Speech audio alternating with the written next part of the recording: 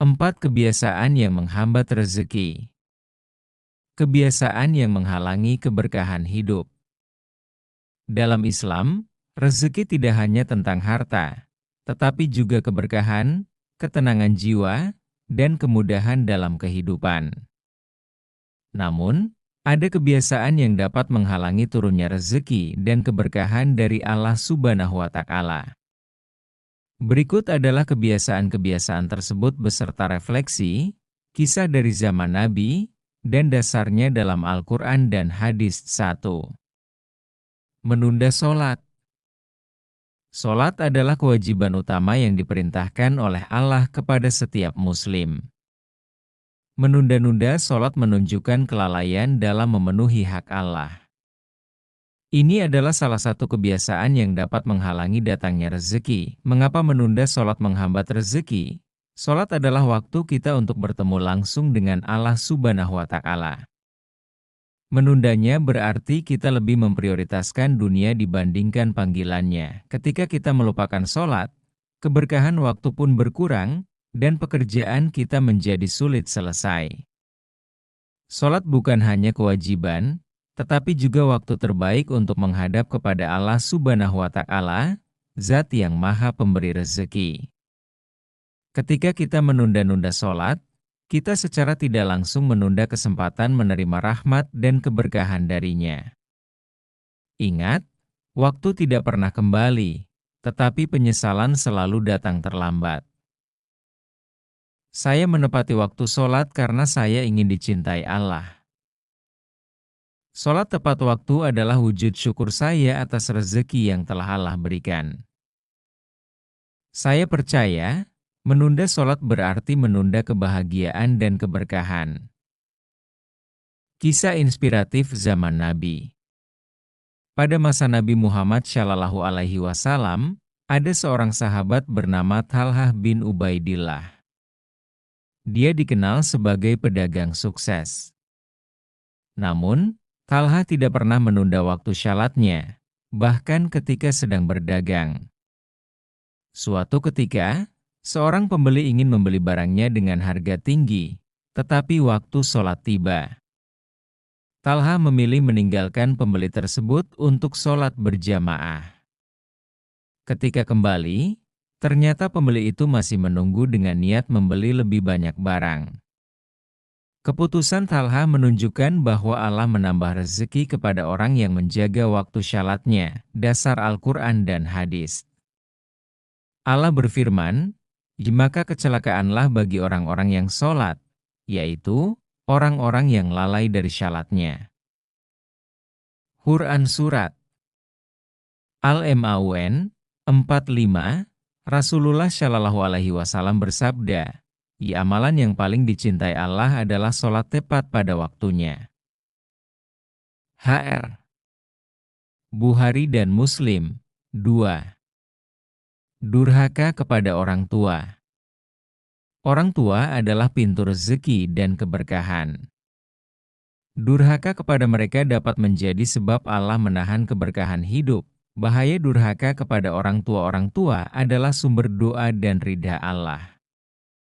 Jika mereka terluka hatinya, doa kebaikan akan tertutup, kehidupan menjadi penuh kesulitan karena tidak ada keberkahan dari ridha orang tua. Orang tua adalah pintu rezeki dan rahmat Allah di dunia. Doa mereka adalah senjata ampuh untuk hidup yang penuh berkah. Jika kita melukai hati mereka, maka seolah-olah kita menutup pintu keberkahan. Berbakti kepada orang tua bukan sekadar kewajiban, tetapi jalan menuju surga. Saya mencintai dan menghormati orang tua saya sebagai wujud cinta kepada Allah. Ridha Allah ada pada ridha orang tua saya. Saya berjanji akan menjaga hati orang tua saya dan membuat mereka bangga. Kisah inspiratif zaman Nabi. Dalam sebuah riwayat, diceritakan tentang seorang pemuda bernama Alkamah. Dia adalah orang yang rajin beribadah, tetapi saat sakaratul maut, lisannya tidak bisa mengucap kalimat syahadat. Rasulullah Shallallahu Alaihi Wasallam datang dan bertanya kepada ibunya. Ternyata, ibunya merasa sakit hati karena Alkamah lebih memprioritaskan istrinya dibanding ibunya. Setelah sang ibu memaafkan, Alkamah akhirnya dapat mengucap syahadat sebelum meninggal dunia. Kisah ini menunjukkan betapa pentingnya bakti kepada orang tua, dasar Al-Quran dan hadis. Allah berfirman, "Dan rendahkanlah dirimu terhadap mereka, orang tua, dengan penuh kasih sayang dan ucapkanlah, 'Wahai Tuhanku, sayangilah mereka sebagaimana mereka telah mendidik aku pada waktu kecil.'"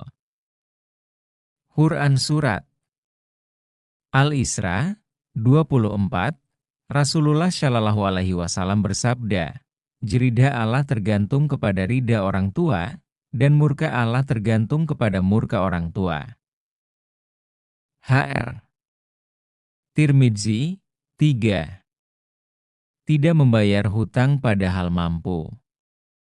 Hutang adalah amanah.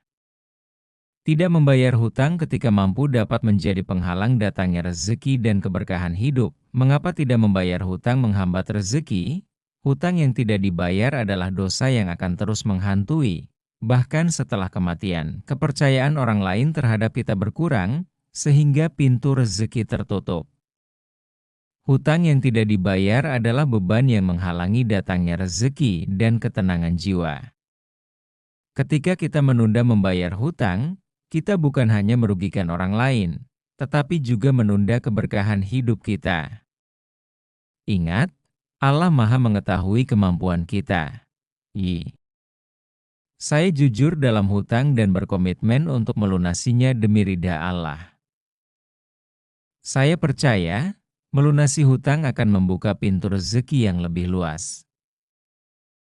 Allah mencintai hambanya yang bertanggung jawab, dan saya adalah hamba yang bertanggung jawab. Kisah inspiratif zaman Nabi. Rasulullah Shallallahu Alaihi Wasallam pernah menunda mensyalatkan jenazah seorang sahabat karena ia memiliki hutang yang belum dilunasi. Rasulullah bertanya kepada para sahabat apakah ada yang mau menanggung hutangnya. Setelah ada yang bersedia, barulah Rasulullah Shallallahu Alaihi Wasallam mensyalatkan jenazah tersebut. Kisah ini menunjukkan betapa pentingnya melunasi hutang sebelum ajal tiba, dasar Al-Quran dan hadis. Allah berfirman, maka jika orang yang berhutang itu dalam kesulitan, berilah tangguh sampai dia berkelapangan." Quran Surat Al-Baqarah 280. Rasulullah Shallallahu Alaihi Wasallam bersabda, "Jiwa seorang mukmin tergantung pada hutangnya sampai hutang itu dilunasi." HR Tirmidzi 4. Tidur setelah sholat subuh pagi adalah waktu penuh keberkahan. Tidur setelah sholat subuh dapat menyebabkan hilangnya keberkahan waktu dan rezeki. Keberkahan di waktu pagi Rasulullah Shallallahu Alaihi Wasallam mendoakan keberkahan bagi umatnya yang bangun pagi. Tidur di waktu pagi adalah bentuk menyia-nyiakan doa tersebut. Pekerjaan menjadi terbengkalai karena waktu produktif terlewatkan. Waktu pagi adalah waktu terbaik untuk memulai hari dengan keberkahan. Tidur setelah sholat subuh adalah bentuk menyia-nyiakan waktu yang didoakan Rasulullah untuk umatnya. Ketika kita bangun pagi, semangat hidup bertambah, ide-ide mengalir, dan pintu rezeki terbuka lebar. Saya memanfaatkan waktu pagi untuk berzikir dan bersyukur atas nikmat Allah. Pagi adalah awal rezeki saya akan menggunakannya dengan bijaksana. Saya percaya, bangun pagi membuat hidup saya lebih produktif dan berkah. Kisah inspiratif zaman Nabi. Rasulullah Shallallahu Alaihi Wasallam selalu memulai harinya setelah subuh dengan berzikir, mengajar, atau bertemu para sahabat. Hal ini dicontohkan pula oleh sahabat Abdurrahman bin Auf, seorang pedagang sukses yang selalu memulai harinya dengan sholat subuh dan aktivitas bermanfaat, dasar Al-Quran dan hadis. Allah berfirman, Dan kami jadikan siang untuk mencari penghidupan. Quran Surat An-Naba 11, Rasulullah Shallallahu Alaihi Wasallam bersabda, "Dia Allah, berkahilah umatku di waktu paginya." HR Abu Dawud, langkah-langkah agar terhindar dari kebiasaan yang menghambat rezeki. 1. Prioritaskan sholat. Biasakan sholat tepat waktu dan jadikan momen sholat sebagai sarana mendekatkan diri kepada Allah. 2. Bakti kepada orang tua.